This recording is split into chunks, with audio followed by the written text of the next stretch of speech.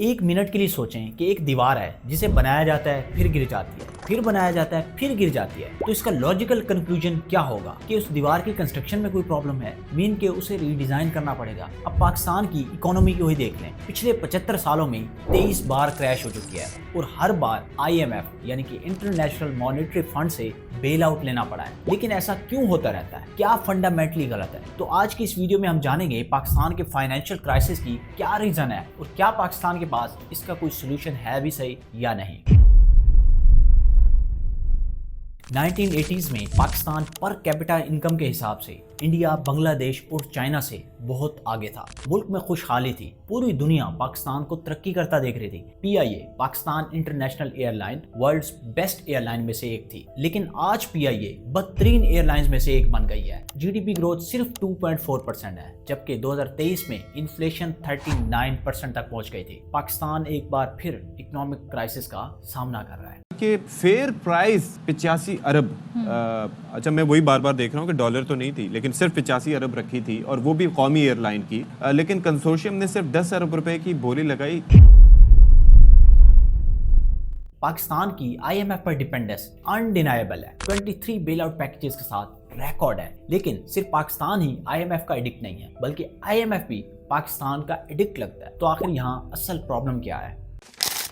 ہر کچھ سالوں میں پاکستان کے پاس ڈالرز ختم ہو جاتے ہیں اور پھر IMF کے پاس جانا پڑتا ہے۔ IMF کچھ کنڈیشنز کے ساتھ بیل آؤٹ پیکیج دیتا ہے، جس میں پرائیویٹائزیشن، آسٹیرٹی اور کچھ ٹیکس ریفارمز شامل ہوتی ہیں، لیکن یہ کور پرابلم کو ایڈریس نہیں کرتا۔ یہ ایک بروکن سسٹم ہے جو ان پروڈکٹیو ایلیٹ کے دوارا چلایا جا رہا ہے۔ پاکستان کی لیڈ انڈیا یا US کے رچ لوگوں کی طرح انوویٹو نہیں ہے، بلکہ یہ لوگ لینڈ سکیمز، شوگر مونوپلیز اور پروٹیکٹڈ ڈومیسٹک مارکیٹس کے تھرو امیر بنتے ہیں، جس کا نتیجہ یہ ہے کہ کنٹری زیادہ امپورٹ کرتی ہے اور کم ایکسپورٹ، اور چھوٹی سی پاپولیشن ٹیکس دیتی ہے، جو کہ آپ اور ہم لوگ ہیں، مڈل کلاس۔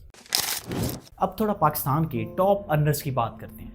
انڈیا کے مکیش امبانی یا US کی ٹیک جائنٹس کے اپوزٹ پاکستان کے ریچسٹ لوگ اپنا فارچون اوورسیز بناتے ہیں، جیسے کہ شاد خان، یا پھر پولیٹیکل کرونیزم کے تھرو جیسے کہ نواز شریف یا آصف علی زرداری۔ اور جو انڈسٹریلسٹ ہیں وہ بھی پاکستان کی ڈومیسٹک مارکیٹ کو کارنر کرنے میں لگے ہیں، صرف ہائی ٹیرف سے بچنے کے لیے، انسٹیڈ آف انوویٹنگ یا پھر ایکسپورٹنگ۔ UN کی ایک رپورٹ کے مطابق پاکستان میں elite groups, military leaders, landlords اور پولیٹیشنز کو ہر سال $17.4 بلین کی اکنامک پریولیجز دی جاتی ہیں، جو پاکستان کی اکانومی کا 6% ہے۔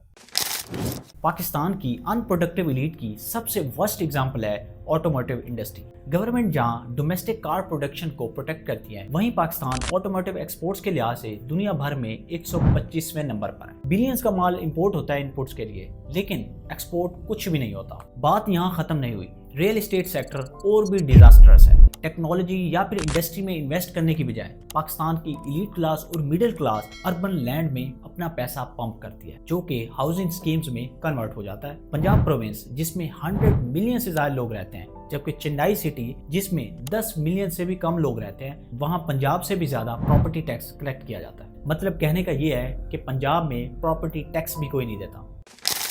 پچھلے مہینے ہی پاکستان میں جو انفلیشن تھی وہ 26% سے زیادہ تھی، جو کہ پورے ریجن میں ہائیسٹ انفلیشن ہے، جبکہ پاکستان کے فارن ریزروز بھی کریٹیکل کنڈیشنز میں۔ اس وقت بتایا جا رہا ہے کہ پاکستان کے فارن ریزروز $10 بلین سے زائد، جبکہ اگر ہم پچھلے سال جون میں دیکھیں تو $4.1 بلین رہ گئے تھے۔ اب جب فارن ریزرو تھوڑے بڑے ہیں، تب بھی کنٹری کو فسکال ایئر کے اینڈ تک $6.1 بلین کے ڈیٹ سروسنگ کرنی ہے۔ یہ ساری چیزیں مل کے کنٹری کی اکنامک فیوچر کو گہرے گڈھے میں ڈال رہی ہیں۔ پاکستان کے جتنے بھی سیکٹرز ہیں اس وقت پرفارم نہیں کر پا رہے۔ پاکستان کی ٹیکسٹائل انڈسٹری جو اکانومی کا سگنیفیکنٹ پارٹ ہے، ابھی سٹرگل کر رہی ہے۔ ہائی الیکٹریسٹی پرائسز اور سبسڈیز کے ریموول کی وجہ سے 1600 سے زائد گارمنٹس ملز کلوز ہو گئی ہیں، جو کہ ماس ان امپلائمنٹ کی وجہ بن رہی ہے۔ میجر آٹو میکرز جیسے کہ سوزوکی، ہونڈا اور ٹویوٹا پروڈکشن ہالٹ کر چکے ہیں، کیونکہ گورنمنٹس کی فوریکس کربس کی وجہ سے وہ امپورٹڈ پارٹس کو سکیور نہیں کر پا رہے تھے۔ انٹرنیشنلی پاکستان کی اکنامک کنڈیشن کو ڈفرینٹ طریقے سے ایڈریس کیا جاتا ہے۔ اس وقت چائنا پاکستان کی پرائمری لائف لائن بنا ہوا ہے۔ $100 بلین कमिट करके चाइना पाकिस्तान की हेल्प कर रहा है, लेकिन यूएस को इस हवाले से काफ़ी कंसर्न्स हैं। जबकि गल्फ कंट्रीज जो पाकिस्तान की ट्रेडिशनली सपोर्ट करते थे वो भी अब हेल्प नहीं कर रहे, वो भी अब पाकिस्तान से कुछ डिमांड कर रहे हैं। जैसे कि सऊदी अरेबिया ने रेकोडेक में शेयर्स पर बात की। अब कोई भी पाकिस्तान की मुफ्त में मदद नहीं करना चाहता। अब पाकिस्तान के फ्यूचर में अनसर्टेनिटी है as it balances between powerful global players.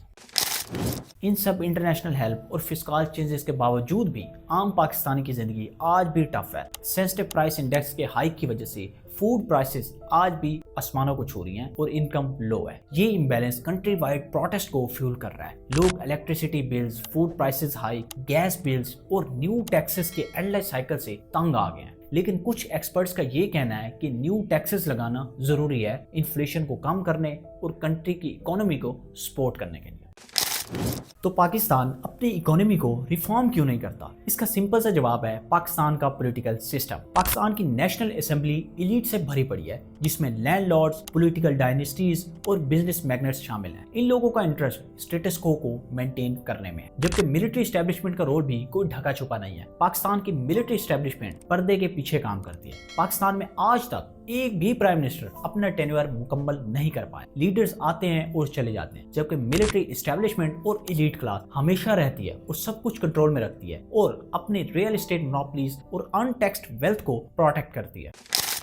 अब सवाल यहाँ ये पैदा होता है कि इस सब के बावजूद पाकिस्तान कैसे सरवाइव कर रहा है। ये कोई स्ट्रक्चरल चेंजेस या फिर पॉलिसी इनिशिएटिव्स की वजह से नहीं, बल्कि पाकिस्तान ने अपनी स्ट्रेटेजिक लोकेशन को मोनेटाइज किया। जैसे कि 1980s में जब सोवियत अफगानिस्तान में घुसे तो पाकिस्तान ने यूएस से बिलियंस ऑफ डॉलर्स कमाए और 2000 में भी वॉर ऑन टेरर के वक्त भी कुछ ऐसा ही हुआ। और आजकल चाइना से लोन और ओवरसीज पाकिस्तानियों के रेमिटेंसेस से मुल्क फ्लोट कर रहा है। ये बात अपने जहन में रखें कि कभी भी फॉरेन एड पर डिपेंड रहना कोई सस्टेनेबल स्ट्रेटजी नहीं है, बल्कि ये मुल्क के फ्यूचर को दांव पर लगाने जैसा है। तो पाकिस्तान की इकोनॉमी का क्या फ्यूचर होगा? ये बात तो क्लियर है कि अगर पाकिस्तान की इकोनॉमी को रीडिजाइन नहीं किया गया तो ये बार बार गिरती रहेगी। और इसके अलावा पाकिस्तान की एलीट को भी प्रोडक्टिव और इनोवेटिव होने की ज़रूरत है। तो क्या पाकिस्तान अपने आप को सेल्फ रिलायंट बना पाएगा या फिर ये फॉरेन लाइफ लाइन पर ही डिपेंडेंट रहेगा? What do you think? Comment section में ज़रूर बताइएगा।